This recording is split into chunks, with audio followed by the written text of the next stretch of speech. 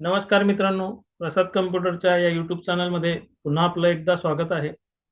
मित्रांनो, आजच्या सेशनमध्ये आपण जावामध्ये जो कॉम्बो बॉक्स वापरला त्या कॉम्बो बॉक्सला कशा प्रकारे ऍड करायचं आणि कशा प्रकारे त्याच्यात आयटम्स ऍड करायचे, ऍड असलेल्या आयटम पैकी आपल्याला एखादा कोर्स किंवा एखादा आयटम ऍक्सेस करायचा आहे तर तो कसा घ्यायचा हे मागच्या व्हिडिओमध्ये आपण शिकलो. आता या व्हिडिओमध्ये मित्रांनो आपण या कॉम्बो बॉक्समध्ये रन टाइम आयटम्स कसे ऍड करणार आणि कॉम्बो बॉक्स मधले आयटम्स आपण रिमूव्ह कसं करणार हे या ठिकाणी शिकणार आहोत. तर मित्रांनो, चला व्हिडिओला स्टार्ट करूयात. तर आपण मागच्याच कोडिंगला कंटिन्यू केलं. मागचा जो व्हिडिओ आपण बनवला होता कॉम्बो बॉक्स क्रिएट करण्याचा आणि त्याच्यात आयटम ऍड करण्याला, त्याच प्रोग्रामला आपण कंटिन्यू करू.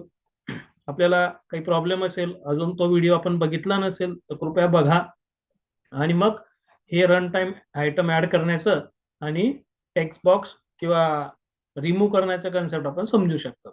ओके, एकदा मी पुन्हा तो प्रोग्राम रन करतो. बघा करायचं नेमकं काय आहे या प्रोग्राम मध्ये आपल्याला.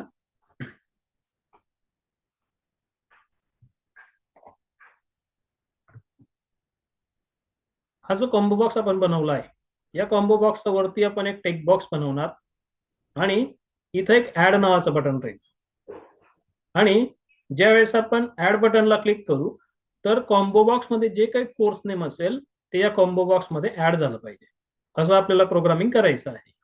सोबत खाली एक रिमूव्ह बटन राहील किंवा डिलीट बटन राहील. तर त्या डिलीट बटनला सिलेक्ट केलं तर कॉम्बो बॉक्स मधला जो आयटम सिलेक्ट आहे त्याला आपण रिमूव्ह करू शकतो, काढू शकतो. ठीक आहे, तर कोडिंगला सुरुवात करूयात. इथं जनरल डिक्लेरेशन सेक्शन मध्ये आलो आपण कन्स्ट्रक्टरच्या क्लासच्या, आणि इथं जे टेक्स्ट फील्ड या बॉक्सचा वापर, या कमांडचा वापर केला, या क्लासचा वापर केला आणि टीएक्स कोर्स असा एक टेक्स्ट बॉक्स ऍड केला. मित्रांनो, तुम्ही जर टेक्स्ट बॉक्सचा व्हिडिओ बघितला नसेल, टेक्स्ट फील्ड किंवा टेक्स्ट बॉक्स कशा प्रकारे ऍड करायचं, कशा प्रकारे वापरायचं हे बघितलं नसेल तर तो व्हिडिओ पण आम्ही आधीच अपलोड केला आहे. तो तुम्ही बघून टेक्स्ट बॉक्स बद्दल माहिती समजू शकता. तर टेक्स्ट बॉक्स साठीचा ऑब्जेक्ट आपण बनवला. नंतर कॉम्बो बॉक्सच्या वरती त्याला आपल्याला शो करायचं आहे पॅनल मध्ये, म्हणून टीएक्स कोर्स हा आपण ऑब्जेक्ट इनिशियलाइज केला equal to new J text field हे घेतलं, T X course dot set bounds ही मेथड घेतली आणि 50x 50y तसंच 100 विड्थ 20 हाईट यानुसार तो टेक्स्ट बॉक्स पॅनल मध्ये ऍड केला आणि info panel dot add TX course save करून आपण या प्रोग्रामला कंपाईल केलं आणि रन करून बघूया. बघा हा टेक्स्ट बॉक्स आला. ओके, आता या टेक्स्ट बॉक्सचा खाली एक बटन टाकायचं आहे ऍड नावाचं समजा. मग ऍड बटन टाकण्यासाठी पुन्हा आपण डिक्लेरेशन सेक्शनला गेलो. इथं जे बटन या क्लासचा वापर करून बीटीएन ऍड असा एक बटन डिक्लेअर केला, बटन साठीचा ऑब्जेक्ट डिक्लेअर केला. खाली आलो कन्स्ट्रक्टर फंक्शन मध्ये. इथं आल्यानंतर B T N add equal to new J button add असं टायटल आपण त्याला दिलं. मग B T N add dot set bounds ही मेथड घेतली आणि X axis 50 location, Y axis 75 location, 100 width 20 height आणि info panel dot add B T N add असं आपण त्या बटनला फ्रेम वरती पॅनल वरती ऍड केलं. ओके, आणि रन करूया. तर बघा मित्रांनो, कॉम्बो बॉक्सच्या वरती आपल्याला एक टेक्स्ट बॉक्स दिसतोय, त्याच्यात कर्सर ब्लिंक होतोय. आता आपल्याला करायचं आहे ऍडला क्लिक, आणि ऍडला क्लिक केल्यावरती आपल्याला या कॉम्बो बॉक्स मध्ये टेक्स्ट बॉक्स मध्ये जे काही मॅटर असेल ते ऍड झालं पाहिजे, तो कोर्स नवीन आपल्याला ऍड झाला पाहिजे. ओके, तर आता कोडिंग करूयात ऍड बटन साठीचं. इथं आपण BTN add dot add action listener. आता हा ऍड ऍक्शन लिस्नर काय असतो मित्रांनो याचाही व्हिडिओ मागे टाकलेला आहे, तो तुम्ही बघू शकता. बटनचा वापर कसा करायचा, इव्हेंट कशी असते, काय असते, या सगळ्या गोष्टी आधीच अपलोड आहेत, तुम्ही ते व्हिडिओ बघू शकता. आता बटन साठी कोडिंग करणार.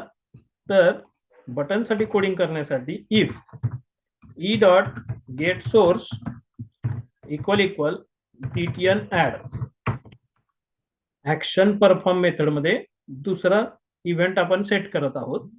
याच्यात आपल्याला करायचं आहे की तो जो बटन आहे त्या बटनला क्लिक केल्यावर कॉम्बो बॉक्स मध्ये आयटम ऍड करायचा आहे. मग CMB course dot add item in bracket CMB course dot add item in bracket TX course dot get text. Text box मधलं टेक्स्ट गेट झालं पाहिजे आणि त्या कॉम्बो बॉक्सला ऍड झालं पाहिजे. ओके. आता एवढं ऍड झाल्यानंतर आपल्याला त्या कॉम्बो बॉक्स मधलं टेक्स्ट डिलीट करायचं आहे. सॉरी, कॉम्बो बॉक्स मधलं नाही, टेक्स्ट बॉक्स मधलं टेक्स्ट डिलीट करायचं. काय करणार, आधी आपण टेक्स्ट बॉक्स मधला कोर्स म्हणजे आयटम आपण त्या कॉम्बो बॉक्सला ऍड केला आणि नंतर ऍड झाल्यावरती टेक्स्ट बॉक्स मधून तो निघून गेला पाहिजे, म्हणजे टेक्स्ट बॉक्सला परत एम्प्टी करायचं आहे.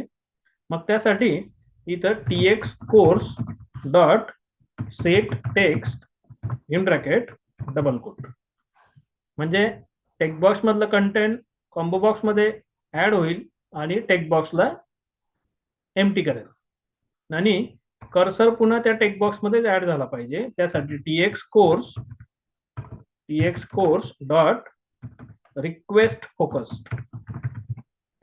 फोकस ही मेथड आपण वापरणार, जेणेकरून एका पोझिशन वरून दुसऱ्या पोझिशनला कर्सर घेण्यात येत असतो. म्हणजे पर्टिक्युलर पोझिशनला पर्टिक्युलर कंपोनंट वरती आपला कर्सर सेट असला पाहिजे. त्यासाठी ही रिक्वेस्ट फोकस मेथड आपण यूज करतो. सेव्ह केलं आणि कंपाईल केलं आणि रन करा बरं. तर बघा मित्रांनो, कॉम्बो बॉक्स मध्ये आधी आपण बघितलं 4 कोर्सेस आहेत, C++, जावा, पायथन. आता इथं आपल्याला ओरॅकल कोर्स टाकायचा आहे. ओरॅकल टेक्स्ट बॉक्स मध्ये लिहिलं आणि ऍड बटनला क्लिक केलं. तर बघा, ऍड बटनला क्लिक केल्यावरती ते टेक्स्ट बॉक्स एम्प्टी झालं आणि कर्सर त्याच्यात आहे. आणि कॉम्बो बॉक्स मध्ये खाली जर आपण पाहिलं तर ओरॅकलचा कोर्स आपल्याला ऍड करून मिळाला. आणखी मित्रांनो, या ठिकाणी नवीन कोर्स टाकायचा आहे. समजा आपण टॅली कोर्स टाकला, टॅली ऍड केलं, पुन्हा तो टॅलीचा कोर्स पुन्हा या कॉम्बो बॉक्सला ऍड झाला. असं आपल्याला पाहिजे तेवढे आयटम रन टाइम आपण टाकू शकतो. पण मित्रांनो, एक कन्सेप्ट लक्षात घ्या की ह्यानुसार टाकलेले जे आयटम आहेत हे टेम्पररी राहतील. म्हणजे जोपर्यंत हा प्रोग्राम एक्झिक्यूट आहे तोपर्यंतच ते आयटम तुम्हाला त्या कॉम्बो बॉक्स मध्ये शो केले जातील, ते कोर्सेस त्या कॉम्बो बॉक्स मध्ये शो केले जातील. तुम्ही एकदा का हा प्रोग्राम क्लोज केला की ते निघून जातील. कारण अजून आपण बेसिक लेवलला आहोत, अजून आपण डेटा बेस कनेक्टिव्हिटी शिकलेलो नाहीये, म्हणून ते आयटम फक्त टेम्पररी राहतील. ओके. समजा आपण टाकला कोर्स आणखी DTP, पुन्हा ऍड केलं, पुन्हा तो कोर्स त्याच्यात ऍड झाला. Okay.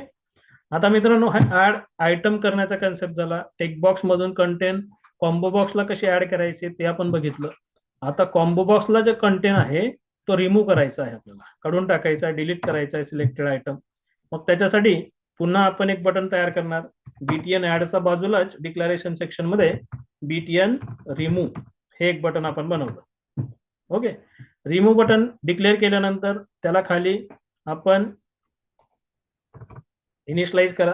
BTN remove equal to new J button, याचा टायटल दिलं remove. Then BTN remove dot set bounds, इथं आपण घेतलं 50x, then 150y, then 100 width, 20 height, info panel dot add BTN remove आणि BTN remove dot add action listener this, एवढं आपण टाकलं. Save करून कंपाईल केलं. ओके, आता एवढं आल्यानंतर इथं आपल्याला त्या रिमूव्ह बटन साठी कोडिंग करायचं आहे. तर इथं आलो, ऍक्शन परफॉर्म या मेथडला आलो आणि कंडिशन टाकली, if E dot get source equal equal btn remove. Okay, एवढं झालं. एवढं झाल्यानंतर cmb course dot remove item in bracket cmb course dot get selected item dot to string. Okay, save करून compile करा आणि रन करा. आता बघा मित्रांनो, या ठिकाणी आपण 4 कोर्सेस आपले ऍड आहेत कॉम्बो बॉक्स मध्ये. त्यातनं समजा हा सी प्लस प्लसचा कोर्स आपल्याला रिमूव्ह करायचा आहे, सिलेक्ट केला, रिमूव्ह बटनला क्लिक केला. बघा, आता कॉम्बो बॉक्स मध्ये सी प्लस प्लसचा कोर्स सापडणार नाही, तो निघून गेला. पुन्हा मित्रांनो आपण पायथनला आलो, पायथन रिमूव्ह करायचं आहे, रिमूव्ह केलं. बघा, ओके. तर यानुसार आपण कॉम्बो बॉक्स मध्ये रन टाइम आपले आयटम्स ऍड करू शकतो किंवा आपण रिमूव्ह करू शकतो. ठीक आहे मित्रांनो, इथं थांबूयात. पुढच्या व्हिडिओमध्ये आणखी कॉम्बो बॉक्स बद्दल डिटेल आपण काही कमांड शिकणार आहोत, जसं एका कॉम्बोचा कंटेंट दुसऱ्या कॉम्बोला कसा ऍड करायचा, नंतर combo box to combo box copy केल्यानंतर आपल्याला मूव्ह कसं करायचं, फक्त मूव्ह करायचं आहे, ते पण आपण या ठिकाणी लक्षात घेणार आहोत. तात्पुरता मी इथं थांबतो. मित्रांनो, एक विनंती आहे, आपल्याला हा व्हिडिओ जर आवडला असेल तर नक्की लाईक करा. या चॅनलला आपण नवीन असाल तर नक्की सबस्क्राईब करा आणि याच्या आधीचे जे व्हिडिओ आम्ही अपलोड केले आहेत ते पण बघा. या प्लेलिस्टमध्ये सगळे व्हिडिओ आहेत. तसंच प्रत्येक डेव्हलपमेंटचा जो व्हिडिओ आहे आमचा, त्याचा खाली लिंकमध्ये डिस्क्रिप्शनमध्ये यांच्या कोडिंगसाठीच्या लिंक उपलब्ध आहेत. आपल्याला नोट्स हवी असेल तर आमच्या मोबाईल नंबरला मेसेज टाका, आम्ही आपल्याला नोट्स पण प्रोव्हाइड करू. आणि हा व्हिडिओ पूर्ण बघितल्याबद्दल आपले खूप खूप आभार. धन्यवाद.